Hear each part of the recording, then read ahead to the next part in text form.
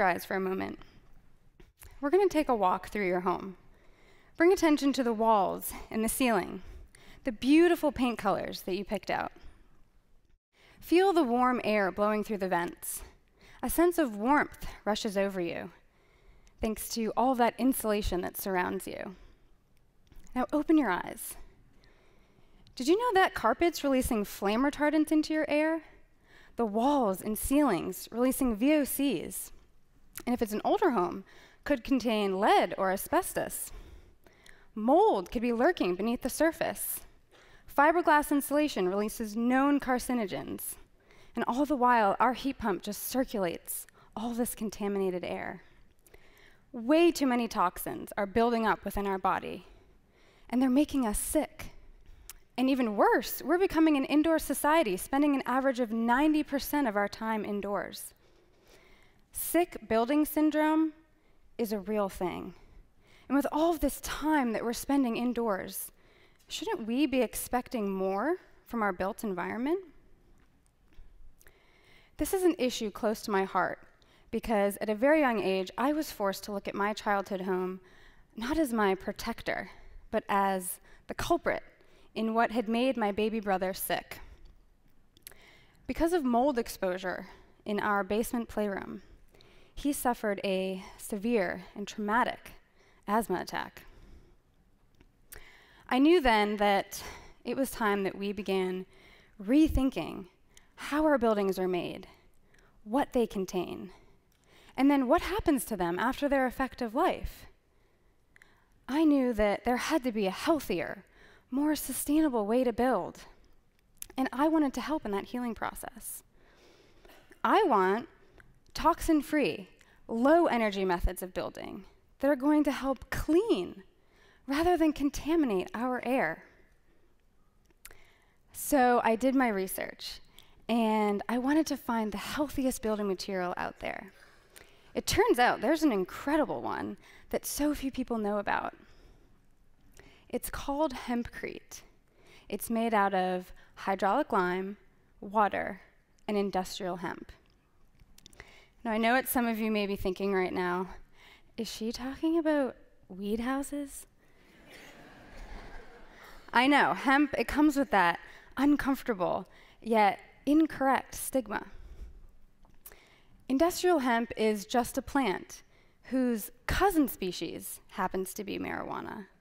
But with only 0.3% THC or less, I can assure you there are no psychoactive properties, meaning that you can't sit on your couch with some industrial hemp and get the munchies.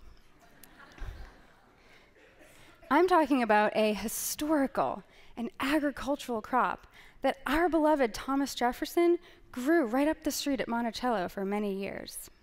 He used the superior fibers to make ropes and textiles.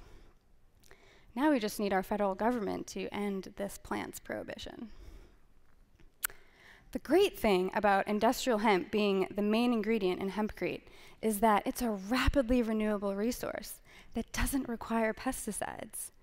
As it grows, it breathes in 4 times the amount of carbon dioxide of trees and does this while remediating the soil. The carbon it absorbs is then locked up within these Hempcrete walls, which at the end of their life cycle can be returned back to the earth. How beautiful is that? This fireproof insulation is what makes up the entire wall cavity, which is essentially cast around the load-bearing steel or wood framing. The 12 to 16-inch thick walls are going to regulate indoor air temperatures, the relative humidity, are mold resistant, and are going to clean our indoor air. This is where our future lies, building with nature. How would you like to stop paying for heating and cooling? This building doesn't require an HVAC system, partly because of Hempcrete's superior thermal performance. This home in North Carolina was built to LEED Platinum and Passive House standards, is carbon neutral, and was able to reduce its energy costs by 90%. This is a 42-home development project over in the UK that set out to prove that you can build beautiful, contemporary, and sustainable housing that is also incredibly affordable. Hempcrete is an exciting innovative and healthy building material. These buildings are going to help heal our built environment. Because if not now, when? And if we're not demanding this, who's going to?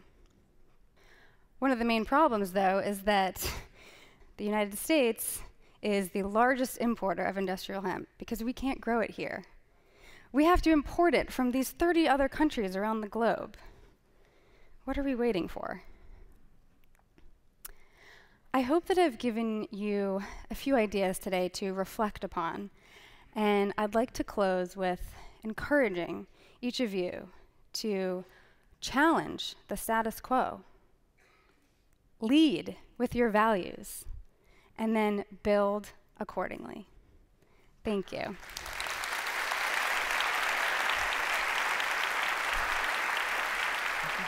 Thank you. So I've got two quick questions I just had to ask. Okay. Where are they building a Hempcrete home in America today? Well, there's actually very few Hempcrete homes in America today right now, but as we speak, there's one being built out in Virginia Beach, which I'm going out next week to document, actually. Fantastic. Yeah. All right, great. And I heard a rumor that you have one other little secret you could reveal, too. Is that right? Well, my entire outfit actually is made out of hemp today. It was a fashion designer in North Carolina was able to custom make this to my measurements, so she sent it to me to wear. Very cool. All right, thank you. Thanks so much, Thank you so Joni. much. Thank you.